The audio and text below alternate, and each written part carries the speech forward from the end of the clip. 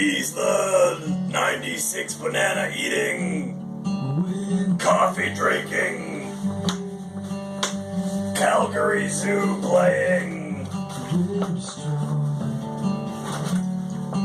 vegan for the last 7 years, still has not died of protein deficiency. Is that Good morning. Hello, everyone. Welcome to the Morning Banana Show, number 96. Back-to-back Morning Bananas. Why not? I'm just checking the live streams real quick. Video looks good. Gonna double tap here and check out the audio. We're good. We are on. We are live. Well, welcome. Welcome to the Morning Banana Show. We are at, as I just said, number 96. That's 96 bananas that we've shared together, you and I. And you might recognize this backdrop. I am at my office. We moved into this place in 2018. That was the same year that I bought my house. So 2018. Like 2012 was a year of rapid expansion. I guess we do that. You know, we pick a year and we just say, you know, we're everything. So, I hope, let's manifest it, that one year, like 2012 and 2018, maybe like 2022, sounds nice. You know, I open my front door and I have a Tesla Model X in the driveway. And, $1 million in my trading account. Anyway, I'm here at the office. I did a Morning Banana Show yesterday, and then my kids, you know, who missed me all day, because they're like, Dad, what are you doing? Where are you going? I showed them the Morning Banana Show yesterday, and the consensus was that it was depressing. I said I wasn't trying to be depressing in number 95. This is a Silk Vegan Almond Creamer I'm putting in my Starbucks Cafe Verona. I wasn't trying to be depressing. Maybe the news lately is depressing. My jacket's falling down. Alright. I am just going to put some receipts away while we talk because lately I've been buying a lot of things. I was getting ready yesterday for the Rust Check season. You know, I had a Rust Check appointment yesterday and a Nissan Murano. Yeah, so we moved the Rust Check shop here in 2018. What I was getting at. First sip of coffee in the morning, right here. I find it easier, myself personally, to wake up, brush my teeth, wash my face, and leave my house. So, my breakfast and whatnot, I find it easier to have at the shop. That way, my breakfast and coffee and whatnot I'm having it right here in front of me. I find that easier to get everything done in a day that I need to do. If I have breakfast at home, this is from the Automotive Warehouse. A great place to buy gloves. You know how there was a glove shortage? These guys? Everybody was looking for gloves like a year and a half ago. So these are like mechanic gloves, right? Eric, the car guy on Twitter, he doesn't like using these. He likes using the clear ones that are that get destroyed by Varsol. I don't like using those. So I use these black ones that have some grip to them. They were popularized by the brand Gorilla Gloves. But these are called, what are they called? They call them Black Nitrile Large Gloves, but there's actually a brand name. Something Paw. Regardless, you don't need to buy the name brand is what I'm saying, as long as they are what they claim to be on the outside of the box. The name brand is kind of irrelevant. But they work, and what I was getting at was they are $11 each for a box of like 100. So I bought 4 boxes, needless to say, it cost me $50, and 4 boxes of nitrile gloves will probably last me for the season. So I would consider that $50 well spent, seeing as in a season, I'm going to spray quite a few vehicles. Maybe 300, maybe 400, we'll see. September, traditionally speaking, is not my busy season here at Rustrec. The season picks up in October. November would be super busy. December is obviously busy at the beginning and then dies down at the end when the holidays start. Last 2-3 years I've started closing down the shop around the holidays. Around Christmas, around those holidays, I'll say, you know what? Everybody else is off. I'll be off too. Close the shop. So, you know, you guys who have watched the Morning Banana Show for a while or have followed me for a while on Twitter, you've seen this weird routine that my life is. But for those of you who don't understand what this guy is doing that runs a Rustrec shop and has morning bananas and coffee. So, one of my first jobs ever, my first real job, quote unquote, was working at a Volvo, Subaru, Suzuki dealership when I was 40. When I was 16. I am 40 now. I'm going to drink this coffee. You guys just chill for a sec. I'm turning 40 this year in October. When I was 16, my first job, Volvo, Subaru, Suzuki. New car detailer. And they did rust proofing on the Volvos. They had their own way of doing it with pre-mixed proprietary Volvo product, which is just, it's all the same. When you get into it, you find out this black tar stuff is pretty much all the same stuff. Paraffin mixed with petroleum products. Paraffin is a derivative of wax. I could talk about rust proofing forever. I think that would bore you. But they wanted you to spray with compressed air on the bottoms of their Volvos, but only in certain spots. It was very tricky. Volvo didn't want you to spray all over. They had very specific spots in mind that you would spray. So when I was 16, that was my first experience with rust proofing, and it was very specific and done a specific way. They had somebody come train me. And then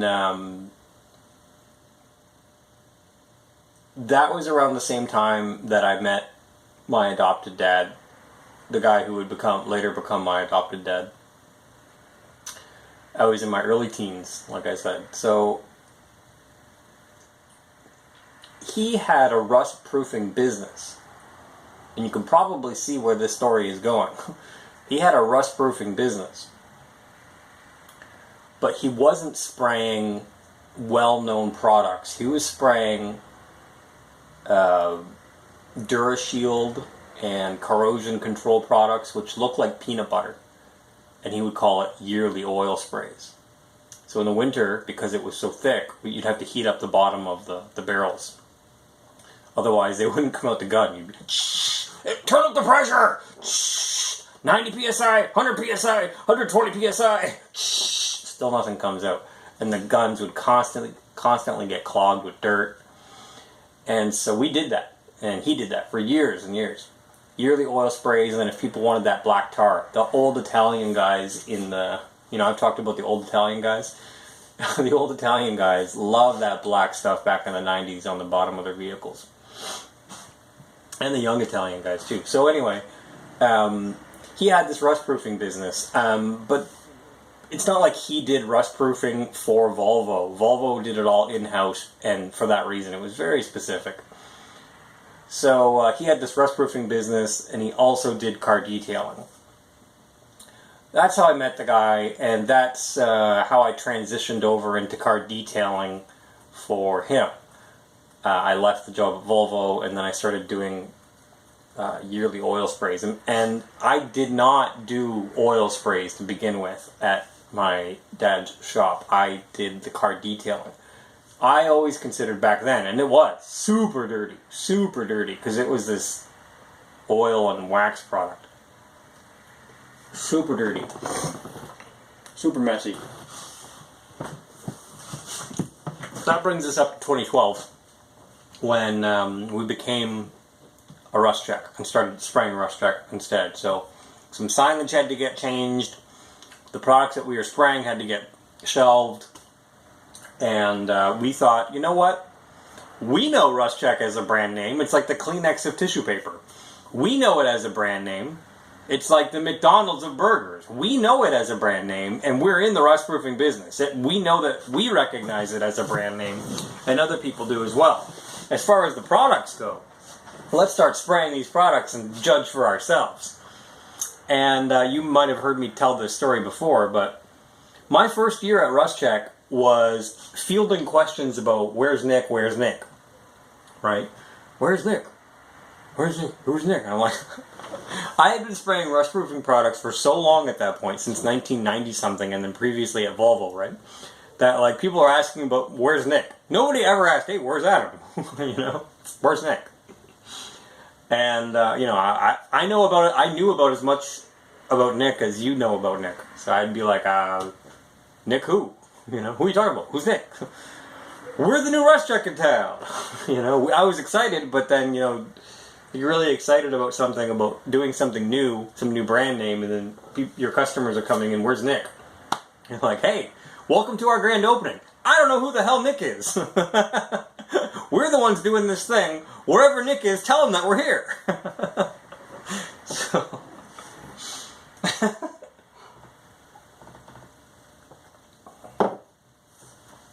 So yeah, we got set up as a Rust Check in 2012 by the Rust Check head office people. And I did not know who Nick was, needless to say, but my customers told me. So the one thing I noticed right away when we started Rust Check back in 2012 was that the customers were like a lot higher caliber, higher vibes. The cars were usually cooler, and the cars looked better. So I took a step back and I was like, wow, you know, the customers are happier, generally speaking. They are like, they're more down-to-earth people, and the cars are cooler. So I think I like this stuff. The product was cleaner to clean up. I know that no rust-proofing product traditionally is cleaner. Clean, you know, it's hard to say that. There was a point where, as far as detailing goes, I was hitting my my 30s, and I said to my dad, I'm not doing this anymore. I can't do this car detailing and oil spray in the same shop, because it's just too much. So I stopped car detailing, if you're wondering, and that's why our shop, and since I was 30, we don't have a car detailing shop anymore. There was a point where, you know, people would be like, where's Adam? where's the car detailer guy? And, you know, the thing is with car detailing is that I want to do a good job. You guys who know me know, like, I want to do a good job, and to do a good job with the equipment that you need, it takes a while. And then try to justify, you know, the time to a bill, and the customers are like, well, why would I pay $199 to have my car cleaned inside and out? So we wound up limiting ourselves because we were charging properly. So, and it didn't work out with oil spray. The shop was constantly like dirty. It's hard to do both. Same with window tinting. We did window tinting for years. And the problem with window tinting is when the guys are... Imagine that I'm cutting out window tint for your window here. So he needs a big sheet of glass in the shop. And when I did window tinting, you use a big piece of glass. The guy needs a big piece of glass. Cut the piece for the window, and you put it on that big piece of glass, and you're forming it, you're cutting it, you're framing it, you're getting trimming it, getting it all ready on that big piece of glass. and you take it from that big piece of glass, prep the surface by peeling off that layer of sticky clear film, and then you put it on the actual window, move it around with soapy bubbles. One secret formula one guy that I know who's really good at window tinting use is baby shampoo and hot water, but most guys will use sunlight and hot water. Get it to where you want to go, squeegee the bubbles out, squeegee all the fingerprints out, get everything off, you know, and then it's set on the window of the car or the vehicle. So this whole process of putting the window tint that, you know, you can't even get fingerprints or dirt on, you know, without it showing, putting that on a piece of glass in a rust check shop with rust check everywhere, it just does not work. It does not work. And believe me, we tried to make it work. It doesn't work. So we had to really pick our battles there. Do you want to be a rust check and do rust check, or do you want to, you know, do these other things? And it wasn't like we had a gun held to our head saying you have to pick. It's just it didn't make sense anymore to do the other things. So, if you're wondering who I am and why I'm talking from a rust check shop about my morning bananas and coffee, that might help you a little bit. Just something that I've done since I was 16. I know I don't look like I'm a very old guy. 40 years old, maybe isn't that old. When you go to these rust check shops and car shops, you usually see these old guys who are like, back in my day. I don't have those back in my day stories. I'm a vegan. I like to work out. You know, I like to eat healthy, eat clean. So I'm not like the other guys. I know that, and I don't get into stories about, like, you know, talking about. I try to keep it related to my business, you know, to our business when the customers are here. But, you know, a lot of guys, I find out later, a lot of guys like Nick because Nick would just gossip instead of working. You know, so this is my gossip time. And if you guys don't like, you guys aren't even my customers. You know, people are like, I'm paying you the money for the rust check. Why don't we gossip? I should just tell them, watch my videos.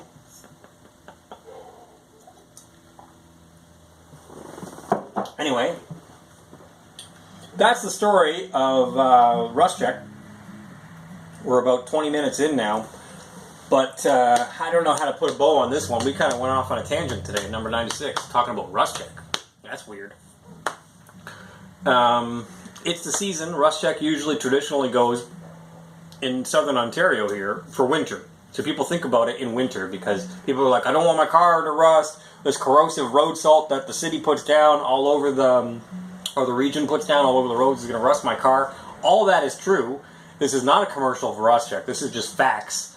That stuff, corrosive road salt, pitted out the squeegee assemblies on auto scrubbers that I used to work on around the Halton area, and so I saw it with my own eyes. Door frames, that corrosive road salt eats everything. So if you don't have a protective layer between that and the road salt, between that and your car, then it will sit on your metal on the bottom of your car. The one thing that gets eaten up terribly is the muffler shield and mufflers usually. I have one customer that wants me to spray his muffler. I don't care if it smokes. Spray it. A little bit of product remains behind that. I mean, look at my muffler. Look at it. Look at it. And I'll tell him, like, look, usually we don't spray mufflers here, sir. But I have some customers that are like that. So, yeah, I don't know. I'm not... as many of you know, I don't define myself by rust check. I don't define myself actually by the things I do. So if I don't seem like the other guys and people don't come around asking for Adam, I chalk it up to that because nobody has ever complained about my work. Nobody's ever said I do a bad job. I do a really good job. Don't have any complaints. I've trained a lot of the guys in the town who do rust check or do rust proofing. I am a certified rust check technician. I got all the certificates on the wall, so it's not a matter of I don't know what I'm doing. It's some guys define themselves by the wrenches they pull or the things they fix. Not this guy. So I do rust check. I do rust check on my own vehicles. We do rust check on our own fleet, and until I find somebody that can do it better than I do, then I'll just probably keep doing it every year. It doesn't bug me. We service about 300-400 customers a year, And they're all the same people that I mentioned earlier. Usually happy people. So, take care of yourself, everybody. Come find me in that rust check in Niagara if you feel like getting your vehicle sprayed before the corrosive road salt hits. I would say once a year is good to come see me and go over the whole vehicle. It's affordable, a once a year treatment. Again, this is not a commercial for Rust Check, but look how it turned out. A giant commercial for Rust Check. Take care, everybody.